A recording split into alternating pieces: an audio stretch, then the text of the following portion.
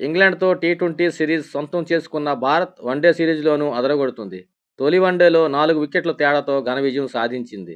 ఈ మ్యాచ్లో తొలుత బ్యాటింగ్ చేసిన ఇంగ్లాండ్ జట్టు 47.4 ఓవర్లలో 248 పరుగులకు ఆలౌట్ అవగా, ఛేదనలో 4 వికెట్లు కోల్పోయి 38.4 ఓవర్లోనే లక్ష్యాన్ని సాధించింది. దీంతో 3 మ్యాచ్ల సిరీస్లో 1-0తో ఆధిక్యం సాధించింది. ఫిబ్రవరి 9న కటక్ వేదికగా రెండో వన్డే జరగనుంది. ఈ మ్యాచ్ ఇంగ్లాండ్కు కీలకంగా మారింది. ఈ మ్యాచ్లో భారత్ గెలిస్తే వన్డే సిరీస్ మనదే అవుతుంది. అయితే ఇప్పటికే టీ20 సిరీస్ చేజార్చుకున్న ఇంగ్లీష్ జట్టు వన్డే సిరీస్లో ఎలాగైనా గెలవాలనుకుంటుంది.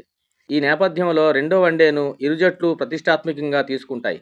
ఇరు జట్ల మధ్య ఇప్పటికీ 107 వన్డేలు జరగ్గా, ఇందులో భారత్ 58, ఇంగ్లాండ్ 44 మ్యాచుల్లో విజయం సాధించాయి.